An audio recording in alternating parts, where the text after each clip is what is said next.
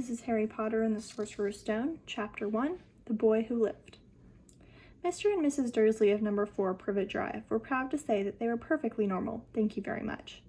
They were the last people you'd expect to be involved in anything strange or mysterious, because they just didn't hold with such nonsense. Mr. Dursley was the director of a firm called Grunnings, which made drills. He was a big, beefy man with hardly any neck, although he did have a very large mustache.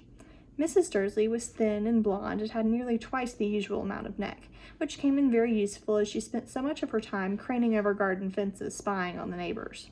The Dursleys had a small son called Dudley, and in their opinion, there was no finer boy anywhere.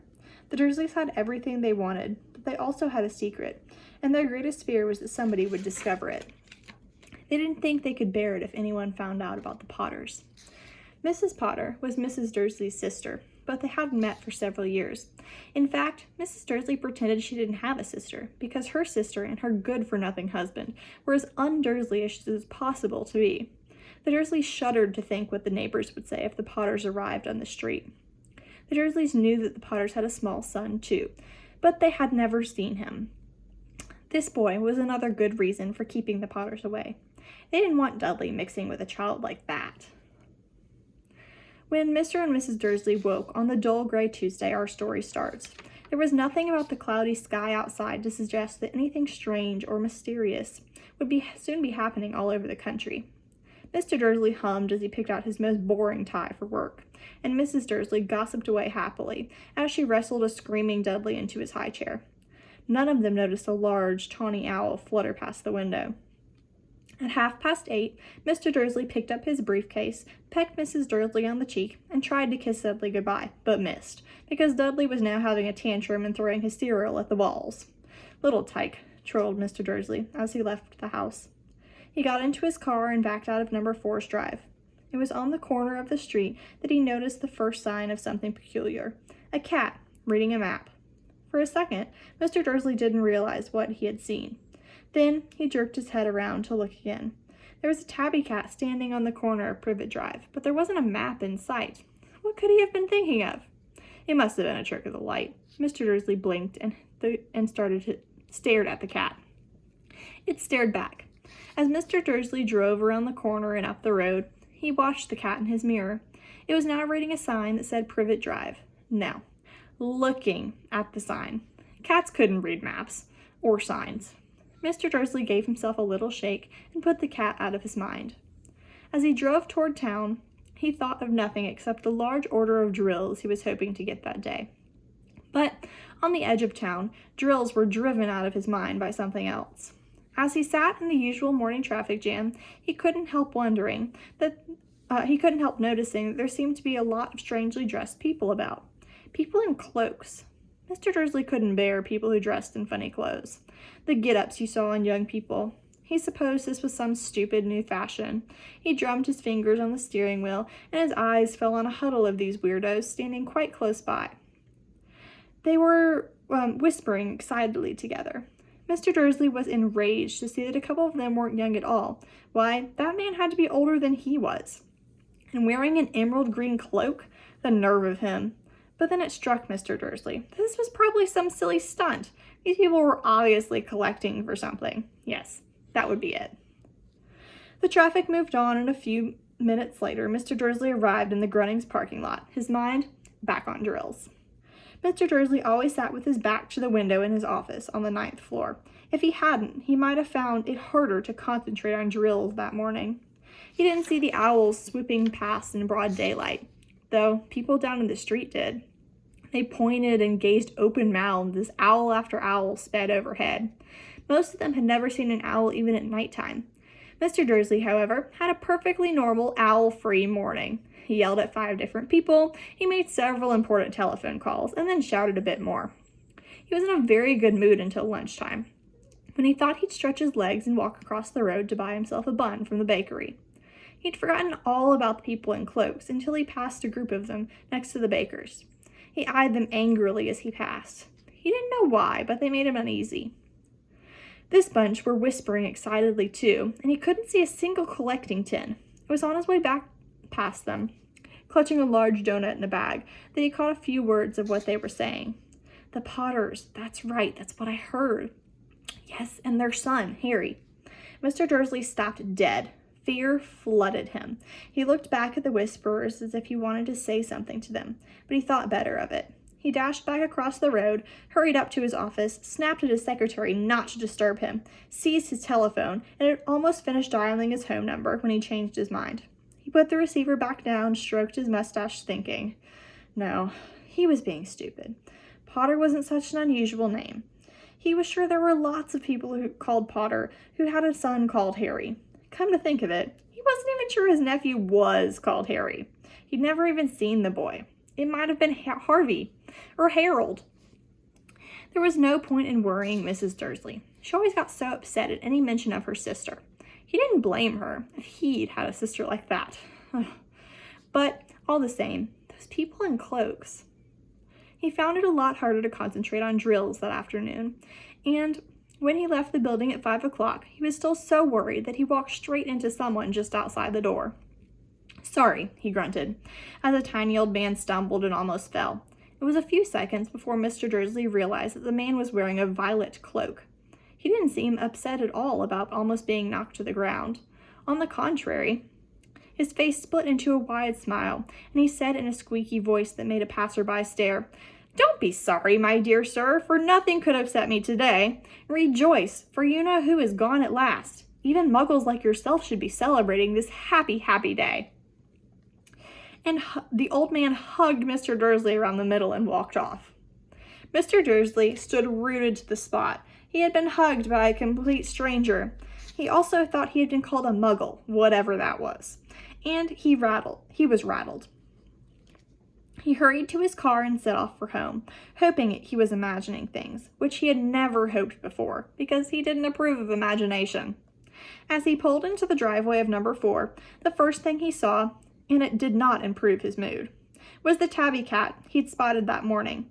It was now sitting on his garden wall. He was sure it was the same one. It had the same markings around its eyes. "Shoo," said Mr. Dursley loudly. The cat didn't move. It just gave him a stern look. Was this normal cat behavior, Mr. Dursley wondered, trying to pull himself together. He let himself into the house. He was still determined not to mention anything to his wife. Mrs. Dursley had a nice, normal day. She told him over dinner all about Mrs. Next Door's problems with her daughter and how Dudley had learned a new word, won't. Mr. Dursley tried to act normally. When Dudley had been put to bed, he went to the living room in time to catch the last report on the evening news. And finally, bird watchers everywhere have reported that the nation's owls have been behaving very unusually today. Although owls normally hunt at night and are hardly ever seen in the daylight, there have been hundreds of sightings of these birds flying in every direction since sunrise. Experts are unable to explain why the owls have suddenly changed their sleeping pattern. The newscaster allowed himself a grin. Most mysterious. And now, over to Jim McGuffin with the weather. Going to be any more showers of owls tonight, Jim? Well, Ted, said the weatherman, I don't know about that. But it's not only the owls that have been acting oddly today. Viewers as far apart as Kent, Yorkshire, and Dundee have been phoning in to tell me that instead of the rain I promised yesterday, they've had a downpour of shooting stars. Perhaps people have been celebrating bonfire night early. It's not until next week, folks, but I can promise you a wet night tonight.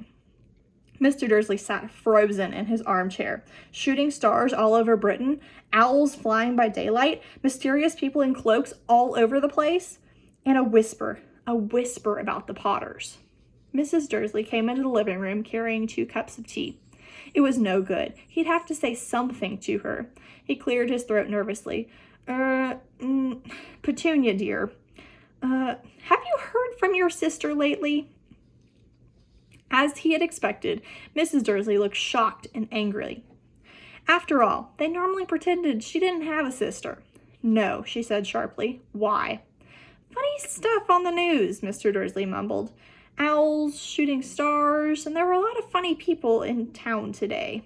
So, snapped Mrs. Dursley, well, I just thought maybe it was something to do with, her crowd.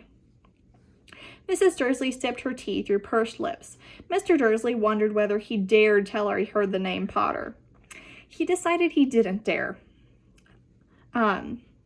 Instead, he said, as casually as he could, their son. He'd be about Dudley's age now, wouldn't he? I suppose so, said Mrs. Dursley stiffly. What was his name again? Howard, isn't it? Harry. Nasty common name, if you ask me. Oh, yes, said Mr. Dursley, his heart sinking horribly. Yes, I quite agree. He didn't say another word on the subject as he went upstairs to bed. While Mrs. Dursley was in the bathroom, Mr. Dursley crept to the bedroom window and peered down to the front garden. The cat was still there. It was staring down Privet Drive as though it was waiting for something. Was he imagining things? Could all of this have anything to do with the Potters? If it got out that they were related to a pair of, well, he didn't think he could bear it. The Dursleys got into bed. Mrs. Dursley fell asleep quickly, but Mr. Dursley lay awake, turning over all of it in his mind. His last comforting thought before he fell asleep was that even if the Potters were involved, there was no reason for them to come anywhere near him and Mrs. Dursley. The Potters knew very well that he and Petunia thought about their kind. He couldn't see how he and Petunia could get mixed up in anything that might be going on. He yawned and turned over. It couldn't affect them. How very wrong he was. Mr. Dursley might have been drifting into an uneasy sleep, but the cat on the wall outside was showing no sign of sleepiness. It was sitting as still as a statue, its eyes fixed unblinkingly on the far corner of Privet Drive. It didn't so much as quiver when a car door slammed on the next street, nor when two owls swooped overhead. In fact, it was nearly midnight before the cat moved at all. A man appeared on the corner, and the cat had been watching. Appeared so suddenly and silently, you'd have thought he just popped out of the ground. The cat's tail twitched, and his eyes narrowed. Nothing like this man had ever been seen on Privet Drive. He was tall, thin, and very old, judging by the silver of his hair and beard, which were both long enough to tuck into his belt. He was wearing long robes, a purple cloak that swept the ground, and high-heeled buckled boots. His blue eyes were light, bright, and sparkling behind half-moon spectacles, and his nose was very long and crooked, as though it had been broken at least twice. This man's name was Albus Dumbledore. Albus Dumbledore didn't seem to realize that he had just arrived on a street where everything from his name to his boots was unwelcome.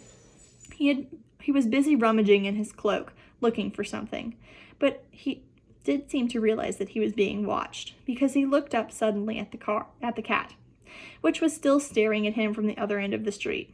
For some reason, the sight of this cat seemed to amuse him, and he chuckled and muttered, "I should have known." He found what he was looking for in an inside pocket. It seemed to be a silver cigarette lighter. He flicked it open, held it up in the air, and clicked it. The nearest street lamp went out, with a little pop. He clicked it again. The next lamp flickered into darkness. 12 times he clicked the put-outer, until the only lights left on the whole street were two tiny pinpricks in the distance, which were the eyes of the cat watching him. If anyone looked out of their window now, even beady-eyed Mrs. Dursley, they wouldn't be able to see anything that was happening down on the pavement. Dumbledore slipped the put-outer back inside his cloak and set off down the street toward number 4, where he sat down on the wall next to the cat. He didn't look at it, but after a moment he spoke to it. "Fancy seeing you here, Professor McGonagall." He turned to smile at the tabby, but it had gone. Instead, he was smiling at a rather severe-looking woman who was wearing square glasses exactly the shape of the markings the cat had around its eyes. She, too, was wearing a cloak, an emerald one. Her black hair was drawn into a tight bun. She looked distinctly ruffled. "How did you know it was me?" she asked. "My dear Professor, I have never seen a cat sit so stiffly." "You'd be stiff."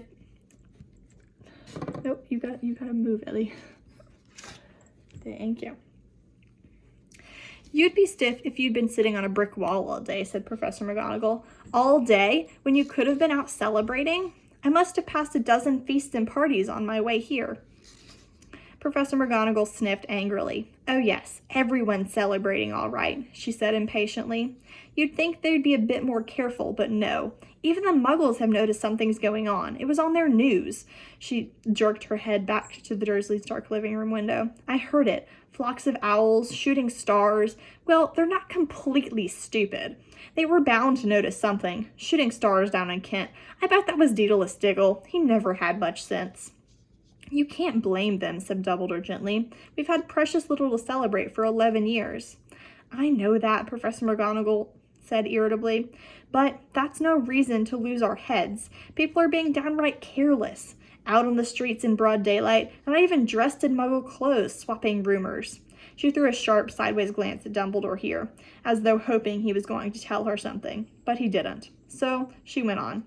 "A fine thing it would be if on the very day you-know-who seemed to have disappeared at last, the Muggles found out about us all. I suppose he really has gone, Dumbledore?" "It certainly seems so," said Dumbledore. "We have much to be thankful for. Would you care for a lemon drop?" "A what?" "A lemon drop. They're a kind of Muggle sweet I'm rather fond of." "No, thank you," said Professor McGonagall coldly, as though she didn't think this was the moment for lemon drops. "As I say, even if you-know-who has gone—" "My dear Professor, surely a sensible person like yourself can call him by his name. All this you-know-who nonsense. For 11 years I've been trying to persuade people to call him by his proper name, Voldemort." Professor McGonagall flinched, but Dumbledore, who was unsticking 2 lemon drops, seemed not to notice. "It all gets so confusing if we keep saying you-know-who. I have never seen any reason to be frightened of saying Voldemort's name." "I know you haven't," said Professor McGonagall, sounding half exasperated, half admiring, "but you're different. Everyone knows you're the only one you-know-who, oh, all right, Voldemort, was frightened of." "You flatter me," said Dumbledore calmly. "Voldemort had powers I will never have. Only because you're too, well, noble to use them. It's lucky it's dark. I haven't blushed this much since Madame Pomfrey told me she liked my new earmuffs." Professor McGonagall shot a sharp look at Dumbledore and said, "The owls are nothing next to the rumors that are flying around. You know what everyone's saying, about why he disappeared, about what finally stopped him." It seemed that Professor McGonagall had reached the point she was most anxious to discuss. The real reason she had been waiting on a cold, hard wall all day. For neither as a cat nor as a woman had she fixed Dumbledore with a piercing stare as she did now. It was plain, for whatever everyone was saying, she was not going to believe it until Dumbledore told her it was true. Dumbledore, however, was choosing another lemon drop and did not answer. "What they're saying," she pressed on, "is that last night Voldemort turned up in Godric's Hollow. He went to the Potters. The rumor is that Lily and James Potter that they're dead." Dumbledore bowed his head and Professor McGonagall gasped. "Lily and James? I can't believe it. I didn't want to believe it. Oh, Albus." Dumbledore reached out and patted her on the shoulder. I know, he said heavily. Professor McGonagall's voice trembled as she went on. "That's not all they're saying. They're saying he tried to kill the Potter's son, Harry, but he couldn't. He couldn't kill that little boy. No one knows why or how, but they're saying that when he couldn't kill Harry Potter, Voldemort's power somehow broke, and that's why he's gone." Dumbledore nodded glumly. It's true?" faltered Professor McGonagall. "After all he's done, all the people he's killed, he couldn't kill a little boy?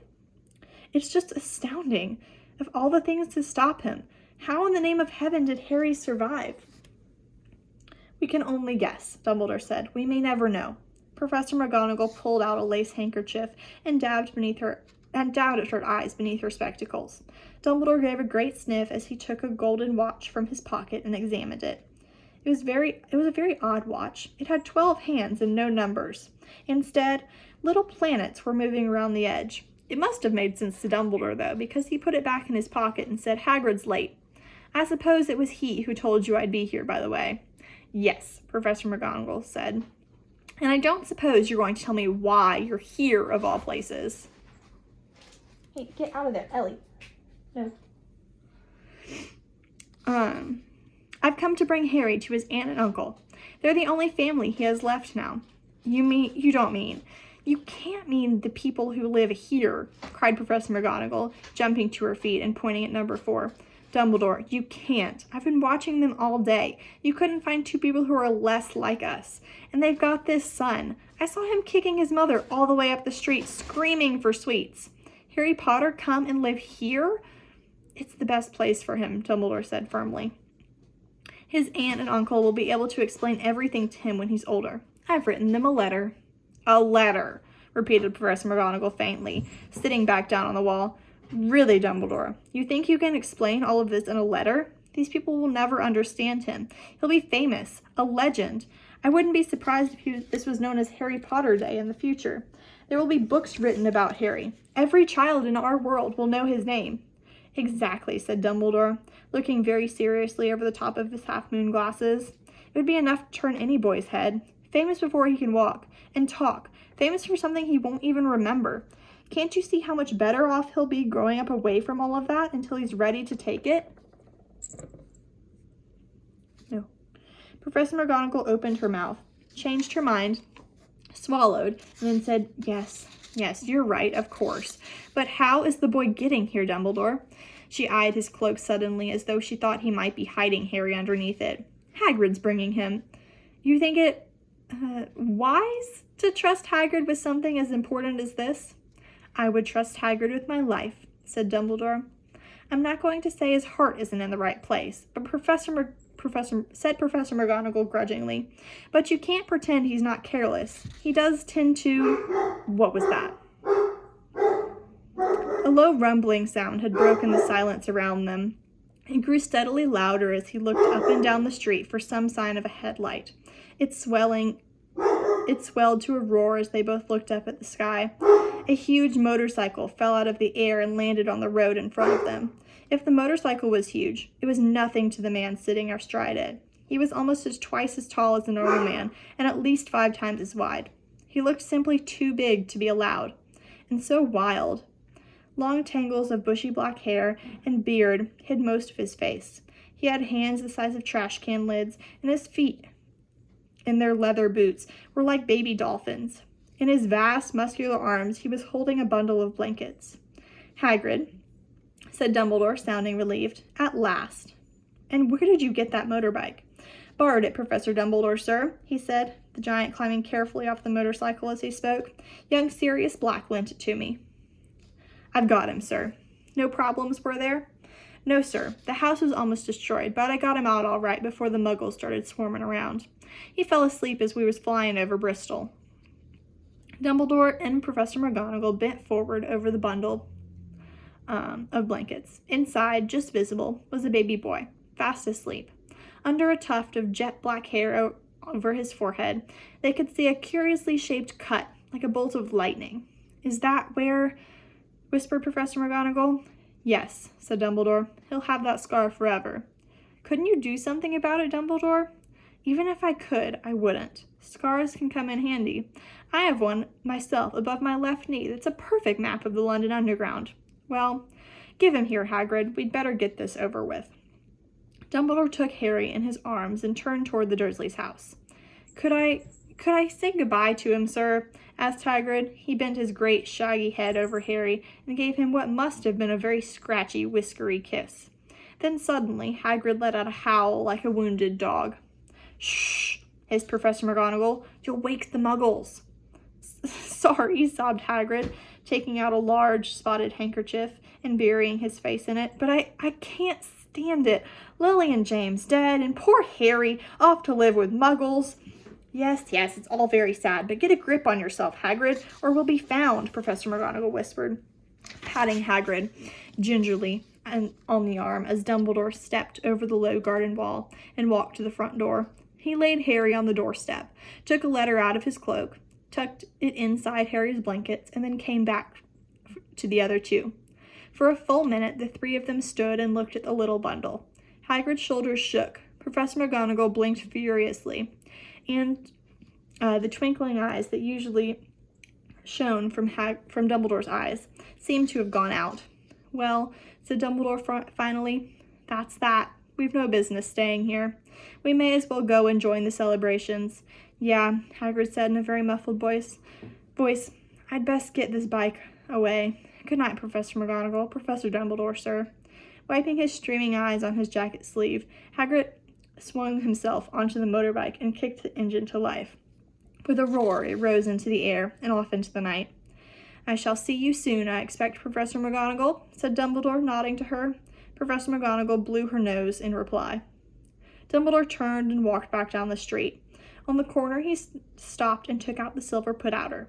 He clicked it once, and 12 balls of light sped back to their street lamps so that Privet Drive glowed suddenly orange, and he could make out a little tabby cat slinking away around a corner at the other end of the street. He could just see the bundle of blankets on the step of number 4. "Good luck, Harry," he murmured. He turned it on his heel, and with a swish of his cloak, he was gone. A breeze ruffled the hedges near Privet Drive, which lay silent and tidy under the inky sky. The very last place you'd expect astonishing things to happen. Harry Potter rolled over inside his blankets without waking up. One small hand closed on the letter beside him, and he slept on, not knowing he was special, not knowing he was famous, not knowing he would be woken in a few hours' time by Mrs. Dursley's scream as she opened the front door to put out the milk bottles. Nor that he would spend the next few weeks being prodded and pinched by his cousin Dudley. He couldn't know that at this very moment, people meeting in secret all over the country were holding up their glasses and saying in hushed voices, "To Harry Potter, the boy who lived."